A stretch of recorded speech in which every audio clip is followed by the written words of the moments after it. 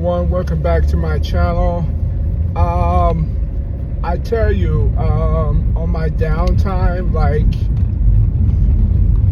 times I can kind of work and listen to YouTube videos, because that's all I do, YouTube videos. I'm learning more and more about guns.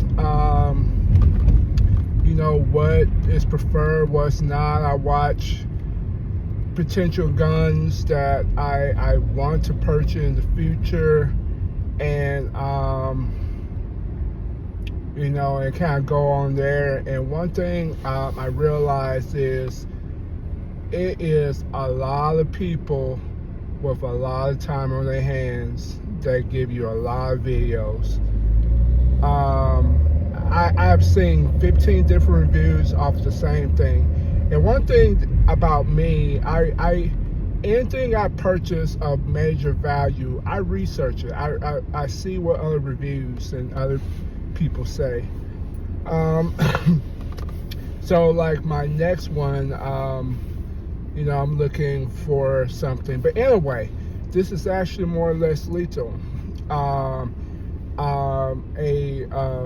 An online friend of mine, if you get a chance, his channel, East Coast Less Lethal. I won't butcher the first name, but it's a great channel. Also, he has a Facebook group.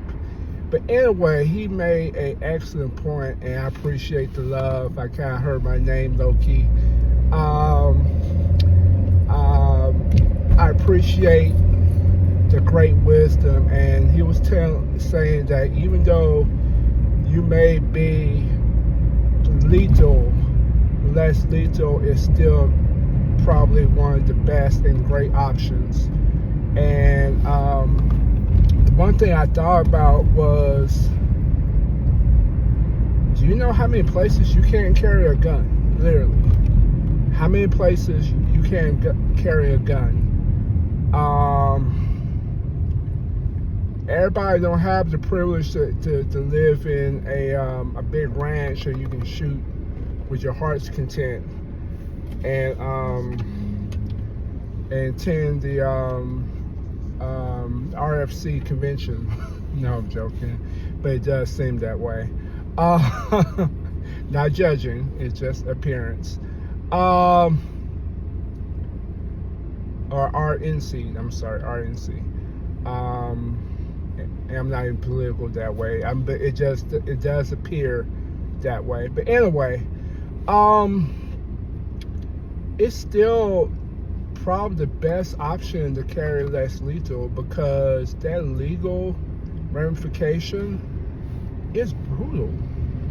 It's brutal. I mean, I was where I was trained in Brazilian Jiu-Jitsu last night, and I was talking to a guy who's also a gunsmith, and when I told him what I bought, and I thought of him, I wish I had texted him for his opinion, but I asked him, you know, what's the high point a good purchase, and he said yes. I told him, you know, I'm more or less lethal than anything, and he said, well, it's a good option to have. But he told me that if you're going to do guns, you better have some gun insurance. And from the East Coast Less Lethal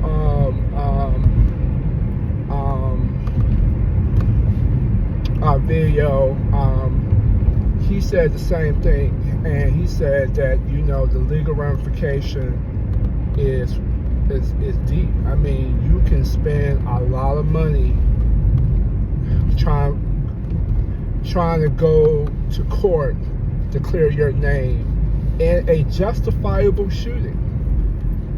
You can do everything right and protect someone, and you can possibly still spend a night in jail, or not spend a night in jail, but be arrested.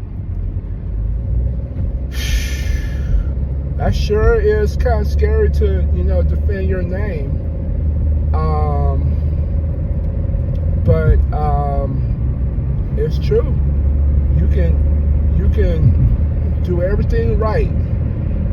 based upon just how people like gotcha type of moments, you can spend time in jail and be arrested.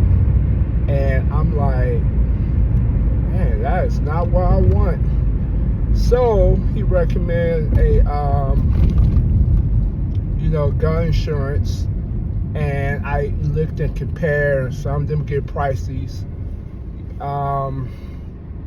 but I end up using what I believe he recommended was U.S. Legal Shield. It's definitely probably not the best, but it's better than nothing. So to pay $10 a month,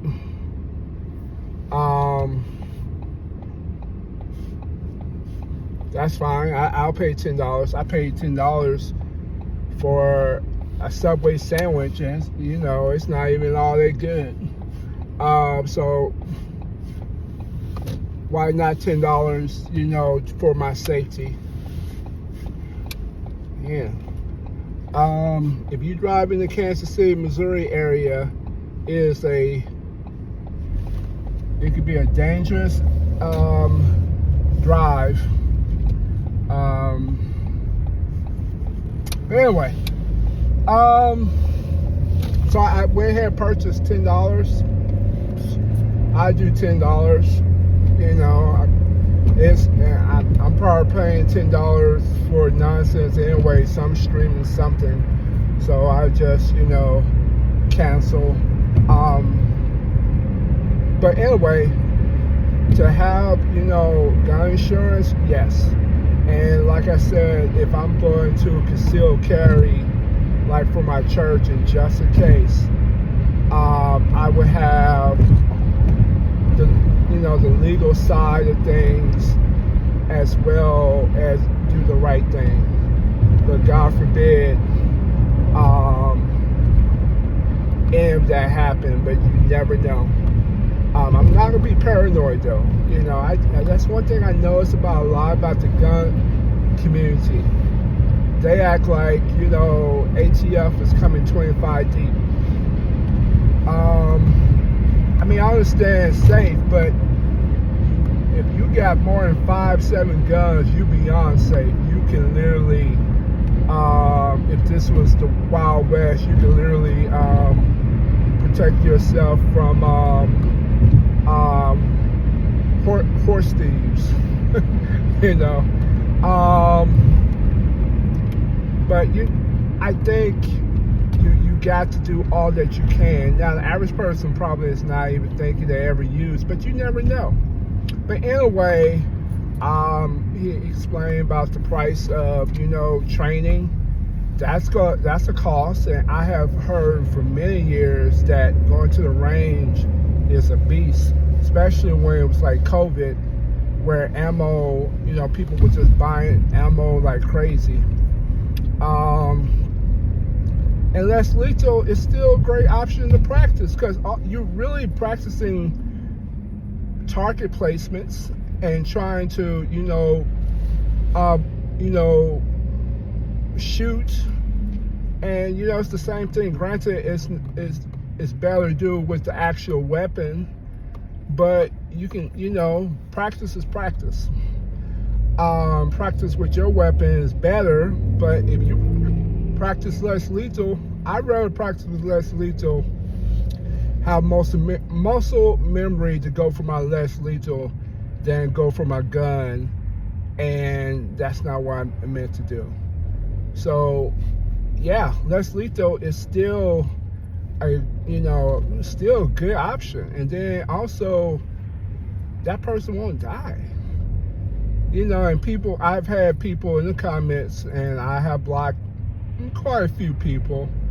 Not like in strange numbers, but I would say 8 and 10 people over the years, from the gun community that they just completely just crap on less lethal. But one thing I noticed is when I asked them what you'll do if you shoot that person, what you do if you shoot that person and you got do you have $50,000, $60,000 to battle in court? And they said, well, at least I'll be alive. I'm like, I didn't really ask you that. I'm asking, do you got $50,000, $60,000, $70,000? And I have no idea. All I have done is listen to podcasts of other people who shot their guns and how some of them had to fight to clear their name. Some lost their guns. Some lost their privilege a little bit. They had to, mortgage their house. I'm like, I'd rather use less lethal. Most things are less lethal. I don't anticipate, to get some oranges where I need to be, gunned up. I think less lethal would do just a good job. If it's anything, and let's say you go to a place you can't have a gun, but you have your gun in your car. If it give you less lethal, where you can get that person and give you enough time for you actually get your gun, or better yet, leave the scene, why not do that? It's a better option to do less lethal. Less lethal is such a great thing, and plus pepper ball and the kinetic rounds. And once again, I have not yet heard not one person in the gun community that walked off and say, hey, hit me with 5 kinetics in the chest, since guns, less lethal is just fake Nerf guns. Come and get 7 shots of less lethal, pepper ball and kinetics, and see how well you function. But the great thing is you're still alive. So I see the importance of less lethal is still a good option, because that can be a EDC all day. And then if you feel like you go into an area where you need a little bit more, so be it. I know some areas where I work, I will not get gas. Even wherever I have, it's very sketchy. You still use common sense and wisdom, and use your surroundings. That is the best self-defense that I can teach you. Look at your surroundings, watch your surroundings, watch people's pockets, watch their eye movements, watch their hands, see if they talking to themselves. See if they doing something outrageous like dancing in the middle of the street. That give you a lot of wisdom of what you need to pull out. Most likely, if they dance in the street and they doing some outrageous, they probably do not have anything. And most time in the mental health, they just doing their own thing. They not necessarily being a threat. Not all. I've seen some people that have flipped and they have done a crime, but you judge accordingly what you need. Still less lethal, still use the pepper ball kinetics, and in worst case situation, then you bring your lethal. But I say within 1 minute, you'll know, I say within 15 seconds, you'll know what you need after you do one. But I'm pretty sure less lethal would do the job, or at least give you a 30-second window to do something else, either to run, which is the best way, or to defend. So, yeah, check out his channel. East Coast Les Lethal, I believe. I hope I'm saying it right. Good guy. I love his wisdom. He's always give good information, and I enjoy his challenge so much. So, all right, have a good one.